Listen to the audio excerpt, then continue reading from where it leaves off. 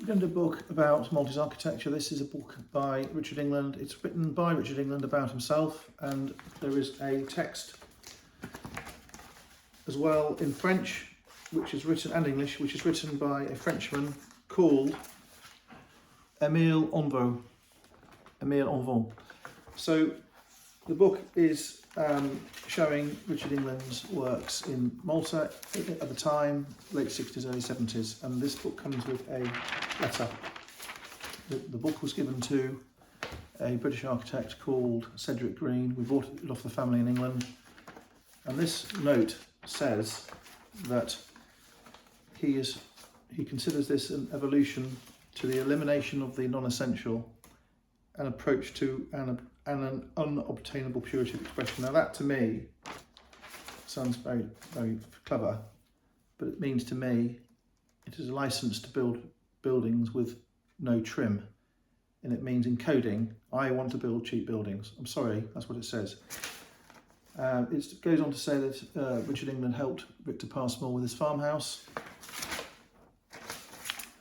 and that Victor Passmore was a great influence in the 70s. So the book is signed by Richard England. It has the letter, and the signature has the usual Disney style signature with the big I dotted. Okay, there is a dust jacket. There is a nicely made book, as I say, around 1970. The book goes to great lengths to describe vernacular architecture, and it goes to great lengths to describe the Maltese arch, as do some of other Richard England books. And it has this sort of, by filling in the book with vernacular architecture, which is local homegrown architecture, it's trying to make a bridge between the local architecture and the modern architecture, which in my view is not convincing. This is what Malta architecture, homegrown organic architecture was. This is architecture arising from local people, and it would be a farmhouse, and then it would be a cluster of farmhouses, then it would be a church, a market square, and more houses. That is how these places of Malta grew. And the other type of Maltese architecture, which is called vernacular architecture, which is not really vernacular architecture, is places like Valletta. Valletta is not really Maltese architecture. Yes, it is made in Malta. Yes, it is in Malta. Yes, it was enacted by Maltese builders. Yes, it was paid for by the Maltese knights, but which weren't Maltese. There was never a Maltese Grand Master. Yes, some of the architects were Maltese, but they were following designs from outside.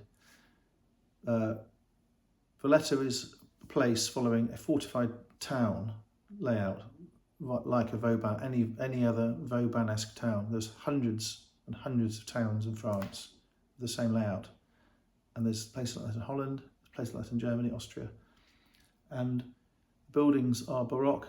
They are not Maltese buildings. They're Maltese in a sense, but they're not really Maltese buildings. They are foreign buildings put in Malta. They used to make the AC Cobra car in Malta. No one is saying the AC Cobra is a Maltese car. It was assembled in Malta, but it's an English car. So you've got to understand what we're dealing with. There's vernacular, there's homegrown, there's vernacular, imported, copied, and people in Malta think Valletta's Maltese. It's really not Maltese. Okay, so we've got this vernacular architecture, and this book goes on to explain how the Maltese cut the stone from the ground with a saw, and the quarries are huge and deep. The early stone would have been picked with a hammer and a wedge and a chisel, and you see on some buildings, some simple buildings, pitted stone. The modern stone is dead smooth, and they have a way of getting the mortar really nice and tight. They grind it all off so it's beautifully smooth. This is a traditional view, a rubble wall, like a Cotswold wall, a church in silhouette. The problem is, what's happened in Malta is all of these places are now ringed in suburbs, and very few of these views are left. If you take this village, for example, and add the suburbs are nearly always higher than the church, and it pens in the core. They call it in Malta a village core. They lose the farmland, and the villages all join up with this urban sprawl. Some of the houses in Malta have very small windows. It's to keep out the sun. Some of the houses have very modest front doors, for modesty, and it is the opposite of Valletta, where a palace has adornment on the outside. The windows are large. They have crests and carvings and scrolls and beautiful ironwork. So there's two types. It's not only rich and poor, or rural and urban. There are different elements to it. And what happened in Malta is they took this island, which had 100% limestone buildings, and in the last 100 years the concrete has taken over, and you'll see a street full of beautiful limestone buildings, yellow, and then the idiots will build a building out of concrete. It will go 4 stories high. It will be made of concrete. They'll render it, paint it white, like in Spain. So the streetscapes are being trashed. The gardens are being flattened. The villages are being strangled. And the quality of the buildings they're putting up are very basic. And some of them are unattractive. If you look at this book, as I say, it goes on about what Malta was like just about then, but it's not like that anymore. In many places, some of the villages in Malta, which are nice still, you can tell they're being choked. They're being choked by commercialisation, traffic, the suburbs. They're overlooked. It's getting harder to park, and it's the fields and the rural element of Malta which is really struggling. I think that the island, I remember it in the early 70s, and I used to think it was really attractive, and overall it still had a pretty harmonious feel. But now there are so many insertions and so many random monstrosities scattered around. If you travel from one nice part of Malta to the next, you have to go through areas of such grot and stupidity, architectural stupidity, that it spoils the effect. There's no harmony as you travel around. In a street, you can have a beautiful street looking one way, but if you turn around, you can see something built that's so ridiculous that it spoils the whole street. You can have a beautiful market square, walk around the corner, find a garage, a breaking yard, a quarry, a factory, a shopping centre, a vacant plot with just a heap of rubble and rubbish on it. So they have issues. Yes, it's an island. Yes, it's cramped. Yes, land's precious. Blah blah blah. We know all about that. We know about the inheritance laws. We know the reasons. There's no land tax. We know the reasons why it happens. But the problem is, the Malta in this book has gone, and it's never coming back. And I would say that the island is irretrievably spoiled. The countryside is denuded and worn out, and the impression you get of the countryside is it's ramshackle. If you go to Busket Gardens, it's ramshackle. It's not run like a proper forest, like a proper palace garden. The trees are too mature. There's no planting in anticipation, so there's always another load of trees coming through. You'll notice at Busket, all the trees are either immature or they're too old, and there's nothing in the middle. So there's no care. And in some of the parks in Malta, there's less flowers, there's less flower beds than 50 years ago, because no one can be bothered. The parks authorities just make it easy. You'll see a flower bed with raked earth with a couple of token plants in it, whereas in the 70s there would be hundreds of geraniums or whatever. They would shape the soil so they could flood it to make it wet. There'd be a park attendant there all day. Now it's not like that. It's changed. The island's changed. And this architect and his friends and the hotel business and the concrete business and the retail business and the housing business have made really quite depressing Malta architecturally. So these hotels this gentleman built were in the day rather impressive, but we're looking back, they're not impressive at all. And if you've travelled outside Malta, you will have seen hotels like that in France, you will have seen hotels like that in Germany, Africa, North America, South America, Moscow. So the building techniques are not new techniques. The designs are regurgitations. There's nothing really in that I would say is impressive. And when you're looking back, it's easy to say that. At the time, it would be harder to say that because people did want these hotels. They wanted toilets, balconies, air conditioning, ventilation, seaside locations, pools, beach bars, steps down to the sea, parking. So they were doing a function. This is a Richard England thing, these towers. I mean, I could say chimneys if you wanted to, if I was being cheeky, or I could say silos. And you'll see them around Malta in some of the churches, and you'll see them at the university, and you'll see them at the hospital. But to me, they look a bit like castle towers. This is a hotel built, Ramla Bay Hotel. So they built this thing on virgin land, and I think it is disgraceful. The Maltese arch in concrete.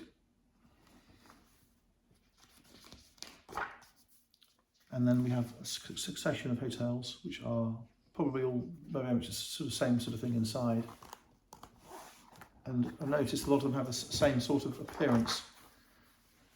They have this, it's not Art Deco particularly, but they have this sort of Odeon cinema look. And in England, there's 2,000 of them, 2,000 Odeon cinemas with the big block over the door. Some are Art Deco, some are not Art Deco. And they all have that same sort of look. And I think that does look like an Odeon cinema with wings on it. This one is built behind a set of standing stones, prehistoric dolmens. This is like a Stonehenge. So in Malta they built this hotel around a prehistoric site.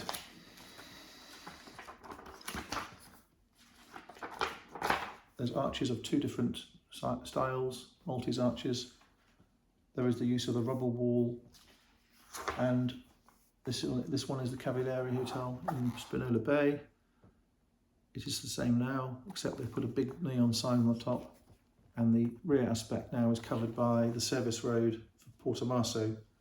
So that location is now spoiled. This one here is Maltese arches again. I mean, they look good in the photographs, these places. They always look good in photographs, like CGI. They can make a ghastly plan look wonderful. This is Salini. I do go to the hotel, there's a lovely restaurant there. But again, I think it looks like an Odeon cinema. Or it looks like a farm with silage towers. If that was England, you'd say it was a farm with silage towers to keep cows in. If it was in Spain, you'd say it was a wine factory with tanks to make the wine. I'm being very rude about them, I know. The houses are better. The houses for the individuals are good quality. They're using bits of Maltese vernacular architecture put on the top as a veneer, as a skin. One of the things he uses are the outpouring gutters, which remove the rainwater. He uses that quite a lot, and he uses these bits, which are meant to be the ends of the boards to support the rafters to support the ceiling. So he's got these little motifs which he uses over and over again: the little small windows, the Maltese arch, the turrety corners, and in all of these houses he's using curved walls. And to be fair, I quite like all these houses he's built. In fact, I would have loved to live in one. They're beautiful. I think he gave a lot of attention to these private dwellings. And he would have picked up, as he's suggesting, certain elements from vernacular architecture. But there's a lot he did which didn't do that. There's not a lot in that one, that reminds me of Malta, for example. He's trying to allude to that he has done, but I don't really. It's too much of a gap. And of course, it's concrete, not stone. This one has some concrete and some stone. And I remember my grandmother buying one of these I don't remember buying it. I remember staying there in her flat in Reseda. She bought a new flat. It wasn't a Richard England building. And she wanted ventilation. She wanted a view. She wanted a balcony. She had two on different sides. She wanted a pantry. She wanted toilets separately. She wanted running water, not a well. And she wanted to be dry. So in the 60s and 70s, if you bought one of these houses, if you're English especially, you thought you'd made it. And people didn't particularly want to have a dark farmhouse with damp and no light, no ventilation. So I understand why they were built and why they sold. This is Manor-Carter Church. This is one of his favourite things he's always talking about. If you go to look at the church, you'll see the surface is render, stucco on block. I don't know whether the block is concrete or stone. I think it will be stone. Problem is, you can see the stonework through the render. You can see the shape of it. And the painted finish is a brown mud colour. And it looks to me Mexican or Pueblo. In fact, the original design had a campanile, a tower, which isn't there, I don't think, or fell over or was never built. So I don't think it's terribly satisfactory because it's not built as it was envisaged. And the finish is disappointing. It should have been perhaps Maltese stone. Joinwell's is next shop in Sleemer. That's still there. Very clever design, lovely shutters. I quite like that building. St George's Bay, don't like that building. Don't like the area anymore. It's been ruined. This is an example of what he says in a letter. Elimination of the non-essential. So he's got these very simplistic, plain facades, and it really couldn't be much cheaper to build, much easier to build. So by going down this route here, it's a license for ordinariness. The architect's own studio. Lovely inverted arch and plants, beautiful. Lovely. This is another strange thing. This is a hotel plan with a watchtower in the centre of the courtyard. This is a 17th century knight's watchtower. It would have been a succession down the coast, all in view of each other. They would have lit a fire in a brazier if they'd seen an approaching enemy. What he's done here, his customer, is they've built a courtyard around a watchtower.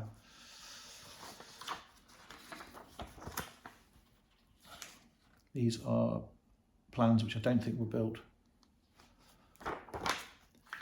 He's a good illustrator. He's a good architect. He knows how to build stuff. The houses he's built are wonderful. The hotels he built were he built for customers. That's what they wanted. That's what he gave them. So my criticisms are not particularly personal. My criticism really is the trade, the architect trade in Malta has wrecked the island, and it seems there's no way back. But if you go to Mallorca, yes, it's bigger, or Ibiza, yes, it's bigger. There seems to be more of a care, aesthetic care. They seem to be more aware of the effect of concrete, the effect of planting, the effect of height, density. In Malta, it seems to be a lost art, and it is too late now for Malta. It's always going to be a spoilt, tatty place.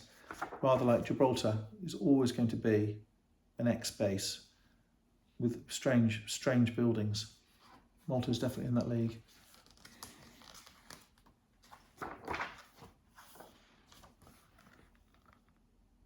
People were doing that in Los Angeles at the same time, stuff like this.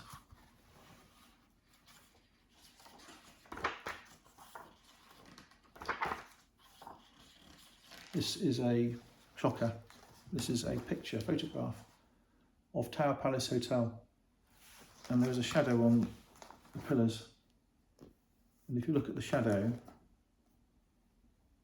it's irregular.